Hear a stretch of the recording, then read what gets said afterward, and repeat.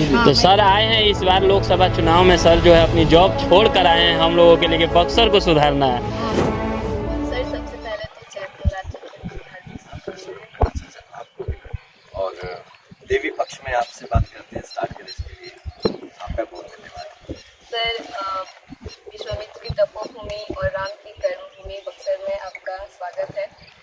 और मैं एक खुद महिला हूँ और महिलाओं की बात सुनने के लिए, महिलाओं की बात पहुँचाने के लिए आप मुझे एक मौका दिए, उसके लिए भी बहुत बहुत धन्यवाद आपका, ताकि मैं बक्सर की जितनी भी महिलाएं हैं, जितनी भी उनकी प्रॉब्लम है, मैं आपके तक पहुँचा सकूँ।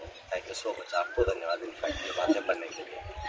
सर सबसे पहला मेरा सवाल है आपसे ये कि आप एक बहुत बड़े आईपीएस ऑफिसर थे, या फिर जो भी, आप इतने बड़े जॉब छोड़ के राजनीति में क्यों आए?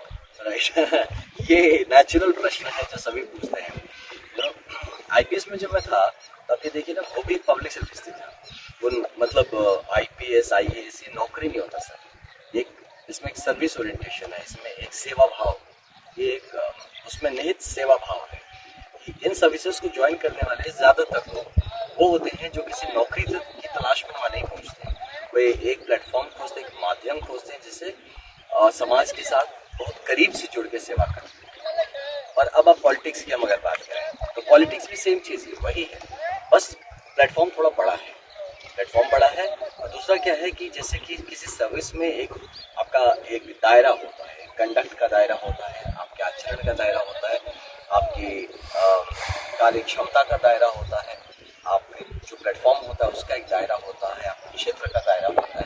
इन दायरों के अंदर रहते हुए आपको काम करना होता है, उसका एक अपना ऑटोनोमस जोन जरूर है जिसमें आप काम करते हैं, लेकिन आफ्टर 10-12 साल की आप जब काम करते हैं उसके बाद एक अंदर से तड़फड़ाहट आती है कि मुझे बड़ा कुछ करना है। अगर आप करियर कोई वही सोचे तो क्या होता है, जनरली लोग 10-12 साल में परिवार वगैरह बड़ा हो जाता है, सब सेट हो जाते हैं, और फिर वो एक म्यूचुअल सपोर्ट रहता है कि आप नौकरी को आपकी ज़रूरत है क्योंकि आप एक्सपीरियंस्ड हो गए, उसको आगे बढ़ाना, आपको नौकरी की ज़रूरत है बिकॉज जीवन सेटल हो जाता है, आदमी आगे का अपना करियर देखता है। मेरे साथ वो हो गया कि मैं जितनी बार इस तरफ अपने क्षेत्र में आया, गाँव घर की तरफ आया, तब उतनी बार ये महसूस हुआ कि यहाँ ये पूरा क्षेत्र ही कहीं ना कहीं अवसर की कमी है, यहाँ पे काफ़ी अपॉर्चुनिटीज़ नहीं किसी को मिल रही है, यहाँ पे प्रतिभा की कमी नहीं है, लेकिन एक सही मार्गदर्शन की कमी है। आप कहीं भी चले जाइए आपको ये नहीं लगेगा कि ये नहीं हो सकता यहाँ पे, लेकिन कैसे हो सकता है इस पे किसी के ध्यान में ही नहीं आ रहा है,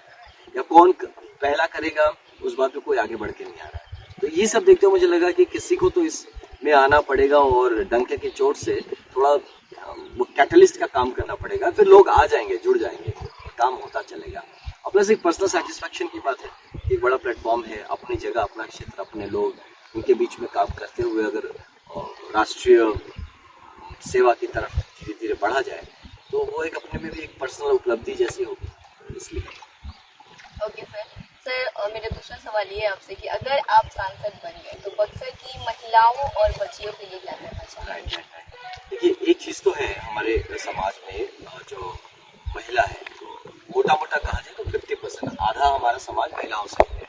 तो हमारे और दूसरा जो चीज़ है कि जैसे कि मान लीजिए कि गाड़ी चलती है तो गाड़ी का जो बॉडी है वो रेल वगैरह टाइप्स देखते हैं, चलाते हैं, ये जो उसके अंदर की इंजन है, शक्ति है, जो मैकेनिज्म है, जो पूरी चीज़ को ड्राइव करती है, वो पूरी महिला शक्ति है। वो सीधे घर से शुरू होके और आप मैक्सिमम काफ़ी बड़े बड़े पोस्ट पे भी आज हमारी महिलाएं ही हैं। तो यहाँ देखा जाए तो महिलाओं का रोल, और देखिए आप ना कि हर जगह पे कहा जाता है महिलाओं के लिए रिजर्वेशन दीजिए, महिलाओं को ज़्यादा आप तवज्जो क्यों दिया जाता है बताएं? क्योंकि महिलाएं सेंसिटिव होती हैं, वो संवेदनशील होती हैं, तो इससे जिस भी काम में वो आती हैं तो उस काम का जो महत्व है या जो उसका रेलेवेंस है समाज के लिए, मीनिंगफुलनेस वो बेहतर होता है, संवेदनशील सर्विस डिलीवरी होता है। इसी संदर्भ में मैं बताऊंगा कि ये होने के कारण सबसे पहले मैं अगर सांसद बन जाता हूँ तो ऑलरेडी आप देखें हमारे देश में बहुत सारे मतलब वुमेन रिलेटेड प्रोजेक्ट्स हैं, जो प्रोग्राम्स हैं, पॉलिसीज हैं, तो ये सब बने हुए हैं। इसका कहीं ना कहीं एक इम्प्लीमेंटेशन जो पार्ट है उसमें कहीं ना कहीं कमी आती हुई दिखती है, जिसके चलते हमें लगता है कि हमारा हमारा जो महिला सशक्तिकरण वाला जो अध्याय है जिससे हम अब गुजर रहे हैं, वुमेन एम्पावरमेंट, तो वो कहीं ना कहीं कॉम्प्रोमाइज हो रहे हैं। तो मेरा एज अ सांसद पहला होगा कि जितने भी पॉलिसीज प्रोग्राम्स प्रोजेक्ट्स हैं जो कि महिला सशक्तिकरण या महिला मतलब फीमेल वुमेन वेलफेयर रिलेटेड हो या वुमेन एम्पावरमेंट रिलेटेड हो, वो सही तरीके से सबकी जगह पहुँचे। ये एक पार्ट हो गया जो कि क्योंकि जब तक सशक्तिकरण किस तरह होगा, आपका फाइनेंशियल इंडिपेंडेंस, ये जो महिलाएं हैं वो किसी पे डिपेंडेंट ना रहे अपनी छोटी छोटी ज़रूरतों के लिए, वो कहाँ से आता है। आपका सोशल इंडिपेंडेंस, या आप सोसाइटी में वो किसी तरह का ये ना रहे कि महिलाओं को हर चीज़ में बाधा दिया जाए, रोका जाए, इनइक्वल ट्रीटमेंट जो होता है वो सब चीज़ों से करें। उसके लिए एट द सेम टाइम आपके लिए पॉलिटिकल अपॉर्चुनिटीज, कि जहाँ पे पॉलिटिकल प्लेटफॉर्म, जहाँ से कि मेजर फैसले होते हैं, वहाँ पे आपकी बात कैसे पहुँचे और कैसे सुनी जाए, उसके लिए एक पृष्ठभूमि तैयार करके और मे भी एक प्लेटफॉर्म तैयार करना, ये मेरे लिए रहेगा वन पार्ट। दूसरा पार्ट है कि जो डेली लाइफ में वुमेन के लिए और बच्चियों के लिए जो इश्यूज फेस करने पड़ते हैं, राइट फ्रॉम पब्लिक प्लेसेस में जो सिक्योरिटी के इशू होते हैं, एम्बैरसमेंट होता है रोजगार के कारणों से, कि वो ना फेस करना पड़े, उसको हम कम, क्योंकि मैं खुद एक पुलिस अधिकारी भी रहा हूँ, तो मुझे इसमें अपना एक्सपर्टाइज है, वुमेन सेफ्टी और वुमेन सिक्योरिटी लेके क्या कर सकते हैं बाहर पब्लिक में, तो उस पर लेके। उसके बाद घरों में भी आप देखें तो अभी बहुत सारे ऐसे इश्यूज हैं जो कि बहुत महिलाएं हैं जो बेचारी चुपचाप जीवन में डोमेस्टिक वायलेंस हो चाहे और भी ऐसे बहुत सारे इश्यूज हैं जिसके चलते एक इनइक्वल ट्रीटमेंट होता है, कहीं ना कहीं उनकी बातें दब जाती हैं, दबा दी जाती है, उनको आने देने में बाहर आ पाने के लिए वो सुविधा नहीं मिल पाता। तो इन सब चीज़ों के लिए किस तरह का काउंसलिंग कराना है, किस तरह का अवेयरनेस कराना है, और इसमें भी महिला सशक्तिकरण में अवेयरनेस महिलाओं से ज़्यादा पुरुषों को कराना है। तो जो हमारे कहते हैं ना कि एक कहावत भी है कि आप लड़कियों को मत सिखाओ कैसे व्यवहार करना है, लड़कों को सिखाओ कैसे व्यवहार करना है। लड़कियों के सारे प्रॉब्लम जो बाहर पब्लिक लाइफ में है कुछ उसमें, उसके कारण अनफॉर्चुनेटली लड़के ही होते हैं। तो इसीलिए ये दोनों तरफ की काउंसलिंग, की लड़कियां औरतें जो हैं उनको उनके राइट्स के बारे में, उनको उनकी ताकत के बारे में, या उनको उनके लिए क्या है अभी सरकारी प्रावधान या किस तरह से प्रॉब्लम होने को अप्रोच कर सके, इसके बारे में उनको जागरूक करना।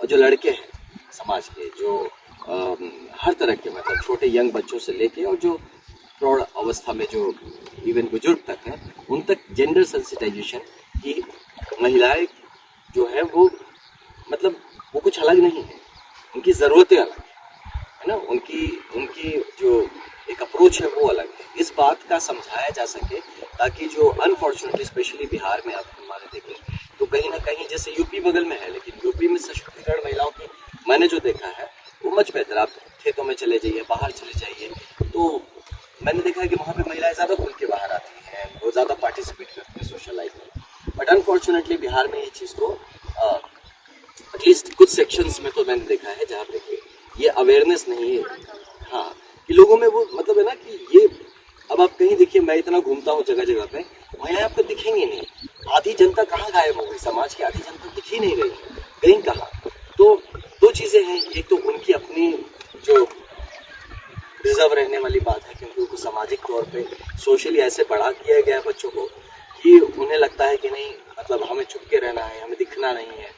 तो एक मेजर गांव वगैरह में जाइए, शहरों में ठीक है हमारी लड़कियां बराबर से एकदम कदम मिला के चल रही हैं, आगे बढ़ रही हैं, बट गांव वगैरह में जाइए, हमारी माँ की उम्र की जो महिलाएं हैं, जो और भी उम्रदार हैं, वो भी इतने बड़े घूंघट करके बेचारे मतलब छोटे छोटे किवाड़ियों से दिखती हैं। तो ये जो चीज़ है कि कहीं ना कहीं एक मानसिकता को उनको भी मतलब महिलाओं को भी कहीं ना कहीं एक ऐसा महसूस करा दिया जाता है कि आप छुपने की चीज़ हैं, आप बाहर नहीं आ सकते हैं। तो उनके जितने इश्यूज हैं, प्रॉब्लम्स वो भी कहीं ना कहीं दब जाते हैं, वो कह नहीं पाते सर। लेकिन जो लोग नेता होते हैं वो लोग भी महिला के बारे में ज्यादा चर्चा नहीं करते हैं, जबकि महिला भी वोट देने जाती है। बिल्कुल, और ज्यादा जाते हैं, हाँ, है ना, क्योंकि आधे पुरुष तो हमारे बिहार के बाहर नौकरी कर रहे हैं, हाँ, तो ज्यादा जाते हैं। तो ये भाई अनफॉर्चुनेट, वही मैं कहा आपको, इसमें हमारी जो ना सेंसिटिविटी जो है, संवेदनशीलता, वो कहीं ना कहीं कम। अब क्योंकि महिलाओं को ऐसे छुपाया गया है, ऐसे अनफॉर्चुनेटली जो एक मेजर पार्ट का, मैं नहीं कह रहा हूँ पूरे बिहार की महिलाएं छुपी हैं या दिखने रही है, सब दिख रही हैं, लेकिन एक अनफॉर्चुनेटली एक मेजर पार्ट कि वो ऐसे गायब हो गई है इस सीन से कि लोगों का उस पर ध्यान जाना बंद हो गया। ये तो थैंकफुली आप जैसी सशक्त महिलाएं कुछ है जो कि अपनी बात रखना जानती हैं, वो आगे बढ़ के आती हैं और पढ़ाई लिखाई के कारण और दुनिया आपने देखा होता है, तो आप एक माउथ पीस बन सकते हैं हमारी महिलाओं के लिए। लेकिन आज भी अब पढ़ी लिखी महिला भी जब गांव पे जाती हैं तो उनसे भी एक तरह का मैंने देखा हिचक होता है। जो हमारी गांव की महिलाएं हैं उनसे भी नहीं खुल पाती, उनको लगता है ये कुछ अलग है। तो इस तरह से, लेकिन ये शिक्षा जब आएगा ना घर पे, हमारी बेटियां पढ़ रही हैं, अब पढ़ रही हैं, तो मैं देख रहा हूँ कि अगले 10-15 साल में शायद ये सीन कुछ बदलेगा। और जितनी हमारी महिलाएं हैं, माताएं हैं, ये जैसे मेरी माँ ही नहीं पढ़ी लिखी थी, लेकिन वो पढ़ाई इतना कितना इम्पोर्टेंट है और क्यों इम्पोर्टेंट वो समझती थी कि किस तरह से इससे दिमाग खुलता है। वो उनका कहना था किस तरह से लोगों की समझ बढ़ती है, आप किसी भी चीज़ को समझने की आपकी क्षमता बढ़ती है और उस बात को कह पाने की काबिलियत भी आप में आती है। ये सब चीज़ें जब होने लगेंगी तो आई बिलीव, और रिसेंटली भी आप देखें तो बहुत सारे गवर्नमेंट प्रोजेक्ट्स पॉलिसीज़ बने हुए हैं और महिला केंद्रित बहुत सारे नए प्रोजेक्ट्स भी लॉन्च किए गए हैं, जैसे महिला सशक्तिकरण, फाइनेंशियल इंडिपेंडेंस से लेके और एंटरप्रेन्योरशिप तक, मतलब कि आप खुद कैसे अपने पैर पे खड़े हो सके। तो पूरा एक मतलब एक पूरा रेल्म है जिसको कवर किया गया है। अब वो कितना ग्राउंड पे आ पाता है, कितना उसमें महिलाएं इन्वॉल्व होती हैं अपने प्रोजेक्ट्स को ग्राउंड पे लाने के लिए, तो इसी को एक्टिवेट करने के एज एन एमपी कहेंगे तो वो हमारे क्षेत्र में कम से कम एक्टिवेटेड रहे और वुमेन पार्टिसिपेशन बढ़े। मैं ये कोशिश करूँगा कि हमारी जो महिलाएं हैं, इतना टैलेंट घर में नहीं छुप के रहना, उनको बाहर आना है, पार्टिसिपेट करना है, अपनी जगह लेनी है उनको समाज में। और महिलाएं जब सशक्तिकरण, महिला सशक्तिकरण ही सामाजिक सशक्तिकरण का पहला आई थिंक नीड है कि अगर महिला सशक्त नहीं बनेगी, समाज सशक्त बन ही नहीं सकता। और एजुकेशन में भी आप बात करें तो कहीं ना कहीं हमारी बहुत सारी अभी भी लड़कियां हैं जो कि घरों में देखिए वो छोटे से, मतलब बेटियां जब बड़ी होती है तो छोटे भाई को पालने की उसकी जिम्मेदारी हो जाती है, घर को संभालने की उसकी जिम्मेदारी, खाना बनाने की, मतलब उसका पूरा फोकस ही ऐसे कर दिया जाता है। चीज़ें गलत नहीं है, खराब नहीं है, समाज का पार्ट है, करना पड़ेगा। जैसे लड़कों को भी खेत में ले जाना चाहिए, उनको भी खेती का काम कराना चाहिए, उनको भी खाना बनाने सिखाना चाहिए। तो ये जो जेंडर इक्वालिटी वाला भाव है वो आना हमारे समाज में। लेकिन ऐसा होता है कि लड़कों को बाहर भेज देते हैं पढ़ने के लिए कुछ करके लोग, और लड़कियों को नहीं भेजते, या फिर 11th-12th के बाद शादी कर देते हैं या फिर आगे नहीं पढ़ने देते हैं। You are right. पता है मैं आपको तो ना अभी रिसेंटली कल ही परसों में गाँव में था, तो किसने कहा, मैं कहा भैया कौन है घर में, तो कहा पत्नी और बिटिया है। कहा बेटिया कितनी बड़ी है? मुझे सयान हो गई, बड़ी हो गई। अच्छा कितनी बड़ी हो गई? 17 साल। 17 साल की बेटिया कौन सा मान सयान होती है भाई, बच्ची है वो तो। नहीं अब तो बड़ी हो गई है। ये जो मानसिकता है ना कि 17 साल को बेटिया को बड़ा समझने लगे, उसको बड़ी बोल रहे हैं सिर्फ शारीरिक संरचना पे। तो अब उसके बाद उनका नेक्स्ट ख्याल क्या था, अब इसकी शादी करा, बड़ी हो गई जैसे बोले, मतलब अब इसकी शादी करा, अब इसको हम सेट करना। तो ये जो चीज़ें हैं ना, ये हमारे इवन मेल जेंडर में, और जो हमारे घर की महिलाएं भी हैं उनको भी हमें अवेयर करना है कि आप जब तक, क्योंकि मैं पुलिस अधिकारी रहा तो मैंने ये चीज़ फील किया, बहुत सारी लड़कियाँ आती थी जो कि घरों के प्रॉब्लम्स के दब रही हैं, किसी कारण से पढ़ नहीं पा रही हैं, वो अपनी बात को रखती थी। तो मैं कहता था कि बहन तो अभी मान लीजिए चलो मैं आपका सॉर्ट आउट करा देता हूँ, अनफॉर्चुनेटली अगर आप साथ नहीं रह पाते तो आप क्या करेंगे? तो सर मैं कुछ नहीं करूँगा, मैं क्या करूँगी, मैं तो किसी जॉब पाने लायक नहीं हूँ, पढ़ाई नहीं है, मैंने कुछ देखा ही नहीं है। अब उनके लिए स्किल डेवलपमेंट की बात की जाए, उनको कुछ सिखाया जाए, कहीं उनको सेटल किया जाए, तो ये इससे क्या होता है, लड़कियां हमारी ना कुंठित रह जाती हैं, जो स्पेशली बिहार में और स्पेशली गांव या जो सबर्बन एरियाज में देखा जाए, उनके पास स्किल नहीं हम डेवलप करते, उनकी पढ़ाई लिखाई उनको उस काबिल नहीं बनाते कि वो अपनी जगह ले पाए अगर जीवन में कुछ अनफॉर्चुनेटली गलत हो जाए या कहीं उसको उसका सम्मान या जगह ना मिले। दूसरा होता है कि अगर महिलाएं हमारी पढ़ी लिखी हुई और महिलाएं हमारी जो सशक्त हो, काबिल हो अपने फाइनेंशियल इंडिपेंडेंस गेन करने के लिए, मतलब कि अपने पैर पर खुद खड़ी हो सके और अपना काम कर सके, तो उससे क्या होता है कि उस पूरे परिवार का एक अलग भाव होता है, उस पूरा परिवार का सशक्तिकरण होता है। जो बच्चे होते हैं वो भी एक इक्वालिटी के इन्वायरमेंट देखते हैं घर में, तो वो जो पढ़ते हैं तो वो समाज के लिए बेकसर क्रिएट करते हैं। और एक जनरली मैंने देखा है कि लड़के भी, जो नए लड़के हैं जो पढ़े लिखे, वो भी इस बात को रिस्पेक्ट करते हैं। तो अगर ऐसे, क्योंकि आज मैंने देखा है बहुत सारे कपल्स मैंने देखे हैं जहाँ पे कि दोनों इनकम कर रहे हैं, दोनों ही कोई ना कोई प्रोफेशन में है, जॉब में है, एक दूसरे को सपोर्ट कर रहे हैं, मिल के परिवार बना रहे हैं, मिल के बच्चों को पाल रहे हैं। ऐसा नहीं कि बच्चा है तो माँ का ही जिम्मेदारी है, वही पालेगी। तो आप ऑल्टरनेटिव कर रहे हैं कि कभी माँ ऑफिस गई तो उसके पिताजी उसको संभाल रहे हैं, पिताजी जब गए माँ देख रही हैं। तो ये जब माहौल हमारे यहाँ पे आने लगेगा तभी हमारे देश में स्पेशली बिहार में की बात करें हम तो सही मायने में सामाजिक सशक्तिकरण की तरफ हमारे सर महिलाओं को शिक्षित होना बहुत जरूरी है। इसमें कोई शक नहीं है, इसमें कोई भी सर शक ऐसा मानते हैं कि अगर एक पुरुष शिक्षित होता है तो स्वयं शिक्षित होता है, लेकिन अगर एक महिला शिक्षित होती है तो उससे कई पीढ़ी शिक्षित नहीं। कई एग्जैक्टली यही बोलने वाला था मैं भी।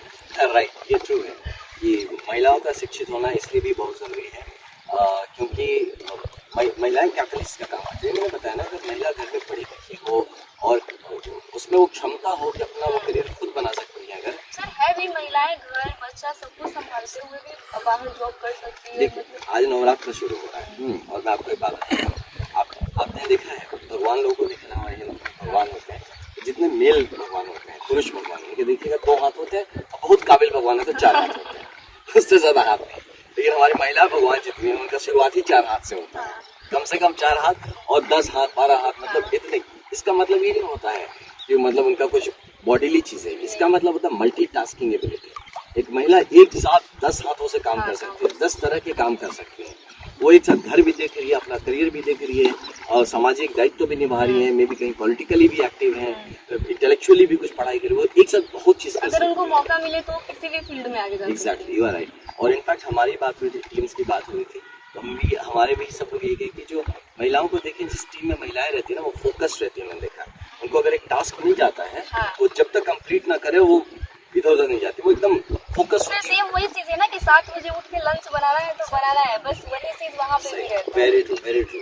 वो नेचुरल प्रोजेक्ट मैनेजर्स हैं जो महिलाएं हैं ना, वो तो नेचुरल माइंड में शिफ्ट रहती है कि ये मेरी रिस्पॉन्सिबिलिटी है, ये टाइम से करना है, बच्चों को टाइम से स्कूल भेजना है। बिल्कुल बिल्कुल, ये वेरी ट्रू। और जिम्मेदारी बोध जो कहते हैं आपको, सबसे ज्यादा अगर महिलाओं में देखिए तो शायद सबसे ज्यादा रिस्पॉन्सिबल। और फिजिकली इंसान मतलब मेल जो होते हैं वो थोड़े से मतलब स्ट्रॉन्ग बनते हैं, दिखते हैं, लेकिन इमोशनली है ना महिलाएं हमेशा ज्यादा स्ट्रॉन्ग होती हैं। हमेशा जो पुरुष होता है वो जब भी कमजोर पड़ा है, इसके लिए पूरा इतिहास पूरा माइथोलॉजी गवाह है, तो जो महिला शक्ति ही है जो केवल उसको संबल देती है, रास्ता दिखाती है। नहीं तो फिर पुरुष का अगर पावर्स कहें, उसकी जो शक्तियाँ वो कहीं ना कहीं ऐसे बिखर जाए अगर एक उसके पास एक फीमेल गाइड ना रहे।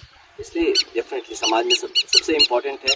और मेरी बात करें जहाँ तक कि एज एन एमपी, तो मैं तो हमेशा चाहूँगा कि है ना भागीदारी जो है वो वुमेन पार्टिसिपेशन बहुत इम्पोर्टेंट है, वो आगे बढ़ के आना चाहिए। और उनकी सेफ्टी सिक्योरिटी और उनके जो बेसिक है ना जो राइट्स हैं वो मैं बेसिक इसलिए कह रहा हूँ कि मौलिक अधिकार कुछ चीज़ें हैं जिसपे तो बहस ही नहीं होनी चाहिए कि इसको कर देना कोई काबिलियत नहीं है कि आपकी वुमेन की सेफ्टी है, वुमेन के जो बेसिक हेल्थ नीड्स हैं उनका ख्याल रखा जा रहा है, वुमेन के जो अपने एस्पिरेशन है, वुमेन कुछ करने की इच्छा, उसके ये चीज़ें अगर मैं कर पाऊँ एज एमपी, ये मेरे को अचीवमेंट नहीं होगा, ये मिनिमम चीज़ है, ये होना ही है। इसके ऊपर की बात करें कि अब हम महिलाओं को किस तरह से एक प्लेटफॉर्म दे रहे हैं पॉलिटिकल फील्ड में, सोशल फील्ड में, फाइनेंशियल बिजनेस के लाइन में, आप एंटरप्रेन्योर बनना चाहते हैं, कुछ काम करना चाहते हैं उसमें, तो सो डैट कि महिलाएं जितना टफ कंपटीशन दे सकते हैं सोसाइटी में और जो पुल कर सकते हैं, तो बक्सर क्षेत्र को अगर कहें तो मैं हमेशा चाहूँगा कि महिलाएं अगर उसको लीड करती है ना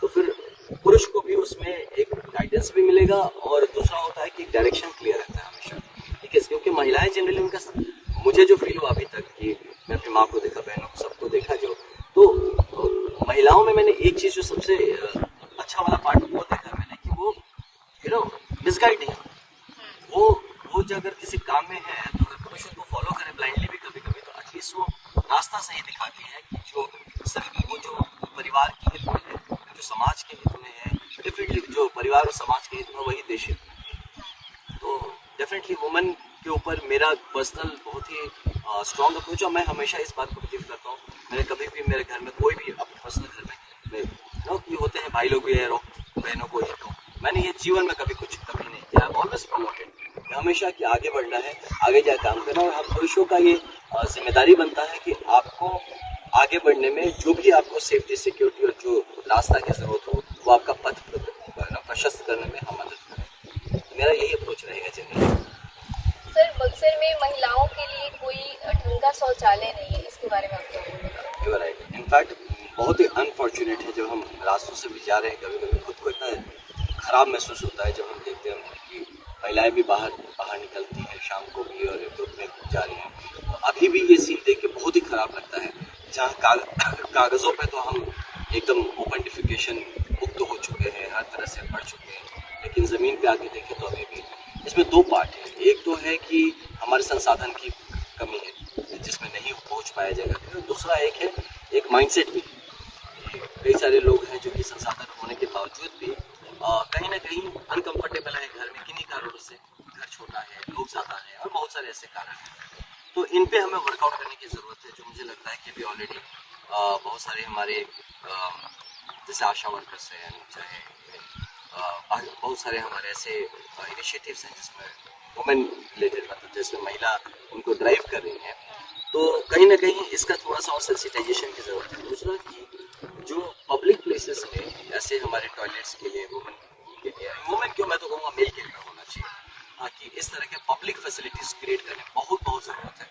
और बिहार में ज़्यादा ज़रूरत है, देश में तो फिर भी कहीं कहीं मुझे दिखता है, बिहार में इसका सीरियस मुझे कहीं ना कहीं ये एक मेंटल ब्लॉक दिखता है कि लोगों को लगता है इसकी ज़रूरत ही नहीं है। जैसा मैंने कहा पहले भी ना कि वुमेन जैसे कि महिलाएं कहीं गायब हो गई इस चीज़ से, तो वो दिख ही नहीं रही है, कि दिख नहीं रही है तो उनके बारे में कोई सोच नहीं रहा है।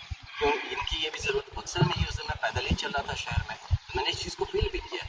ये एक इशू तो है। इवन गंगा का देख लीजिए आप, गंगा जी में हमारे यहाँ पे एक कल्चर है, हमारे यहाँ पे महिलाओं का सब नहाने आते हैं गंगा जी के यहाँ पे। तो यहाँ पे हमारे कपड़े चेंज करने की फैसिलिटी देख लीजिए, या ऐसा इंक्लोजर बनाने के लिए जहाँ की दो पब्लिक प्लेस से फिर भी एक प्राइवेसी मेंटेन करते हुए किया जा सकता है, इनके लिए फैसिलिटी क्रिएट। और मैंने सुना कि कभी कभी किसी ने किया भी तो फिर कबाड़ी वाले ट्रक लेके चले जाते हैं उसको पूरा चीज़। तो अब इस पे फिर तो अब ये तो बात गवर्नेंस एडमिनिस्ट्रेशन पे आ जाती है कि भाई आप किस तरह से उसको इम्प्लीमेंट करते हैं। तो इन सब मुद्दों पे ज़रूर काम करने की ज़रूरत है। जो कॉमन फैसिलिटीज़ हैं वुमेन के लिए वो हर जगह होना बहुत ज़रूरी है। और इसके ऊपर मैं देखिए एमपी बनूँ ना बनूँ, मैं इस पर काम ज़रूर करूँगा। सर सबसे बड़ी बात कि मैं कुछ महिलाओं से रिलेटेड आपसे बात तो कर ही रही हूँ, मतलब सबसे बड़ा जो पार्ट होता है वो प्रेगनेंसी टाइम। राइट। तो प्रेग्नेंट महिलाओं के लिए यहाँ पे सबसे पहले तो ढंग का रास्ता नहीं है। अगर हमारे पास 4 व्हीलर है फिर भी हमारे घर तक 4 व्हीलर पहुँच नहीं पाता, क्योंकि गली में रास्ता एकदम ख़राब है, कहीं से आने जाने का रास्ता नहीं है।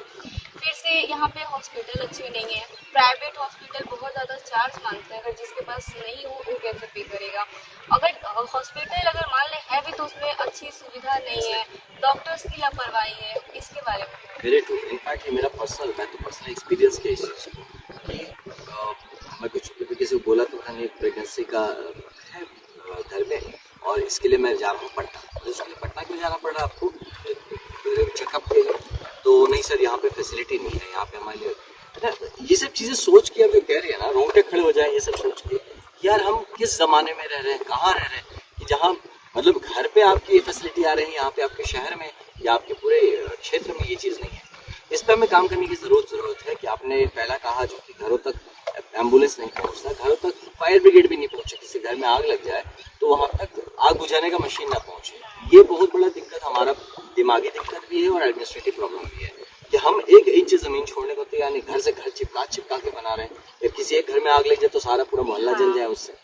तो ये सब जो समझदारी आनी ज़रूरी है, क्योंकि हम समझ रहे हैं यहाँ ज़मीन की कमी है, पॉपुलेशन ज़्यादा है हमारे पर, जो पॉपुलेशन लोड बिहार जैसे स्टेट्स में ज़्यादा है, बट फिर भी ये बेसिक कुछ चीज़ें हैं जिसके ऊपर हमारा अर्बन प्लानिंग या इवन रूरल प्लानिंग जो होना चाहिए उसके उस विभाग को काम करने की और स्ट्रिक्टली इन्फोर्स करने की ज़रूरत है कि जगह जगह तक घर तक एम्बुलेंस पहुँचना तो बहुत ज़रूरी है। अब कैसे हम गाँव तोड़ेंगे पूरी तरह से, किस तरह से इसको करेंगे, इस पर तो हमें बैठ के एडमिनिस्ट्रेशन को साथ लेकर बात करना पड़ेगा। दूसरा हॉस्पिटल आपने कहा यूर कंप्लीटली राइट, प्रेगनेंसी तो इनके लिए बहुत बड़ी बात हो जाती है। यहाँ बुखार में महिलाएं मर रही हैं। मैं देखा उस दिन एक गाँव में पंडितपुर में गया तो वहाँ जाके भाई साहब से मिला तो मैं बताया कुछ नहीं सर, ऐसे बुखार था, थोड़ा सर्दी जुकाम था और मैं ले गया। लास्ट में सो शॉकिंग, यहाँ छोटी छोटी चीज़ों में आप देखिए, यहाँ पे आप ये दवाई की दुकानों के पास ही वहीं लिटा के वहाँ पे लोगों को सलाइन लगा के चढ़ा के सुला के वहीं पे इलाज हो रहा है। तो ये सब चीज़ें देख के खुद लगता है कि जानवर जैसा खुद को ठीक कर रहा है। एंड यू राइट, पूरा हेल्थ सेक्टर ही यहाँ रिवाइटलाइज और रिवैम्प करने की जरूरत है। यहाँ थोड़ी मॉनिटरिंग की कमी है, मैंने देखा लोग उसको एक बार करके कोई उसको मॉनिटर नहीं कर रहा, सुपरवाइज नहीं कर रहा है। और जो उसके संग संलग्न है, जो अधिकारी संलग्न है, जो डॉक्टर संलग्न है, जो व्यवस्था संलग्न है उसके साथ, उसकी भी एक मौलिक जिम्मेदारी बनती है कि आप एक बहुत बड़ा कार्य अपने ऊपर लेते हैं, किसी के जीवन का आपने जिम्मेदारी लिया हुआ है, तो उसको थोड़ा सा सीरियसली देखा जाए तो उस पर भी किया जा सकता है। सर हम सब बक्सर वासियों की तरफ से आपको जीत की अग्रिम बधाई। और आज के लिए इतना ही, मैं फिर मिलूंगी आपसे बहुत सारे सवालों के बिल्कुल, साथ। और मैं चाहूँगा कि आप गाइड भी करते रहें, ऐसी आवाज़ भी पहुँचाते रहें, और कहीं ना कहीं मैं अपनी महिलाओं और जितनी हमारी माताएं हैं, जो बहनें हैं, उनसे भी ये कहना चाहूँगा कि मुझ में एक अपना बेटा देखें, अपना भाई देखें, और भरोसा कर सकते हैं मुझ में। और कभी भी मतलब आप बस, मैं स्पेशल हेल्पलाइन नंबर्स पे स्टार्ट करूँगा, जहाँ से कहीं कोई प्रॉब्लम हो, किसी तरह के प्रॉब्लम्स इश्यूज होते हैं, तो हमेशा आप आगे बढ़ के आ सकते हो, और ये आपका बेटा या भाई जैसा आप मान लें उस हिसाब से, क्योंकि मुझ में वो संवेदनशीलता है महिलाओं को लेकर, तो मैं ज़रूर उसके लिए जो बेस्ट है वो मैं हमेशा करके दूँगा। Thank you. और ये वीडियो जितने सारे लोग देख रहे हैं, कोशिश कीजिएगा हर एक महिला तक पहुंचे, ताकि उनको भी पता चले कि उनको अपने लाइफ में क्या करना है और कैसे लीडर्स को चूज करना है।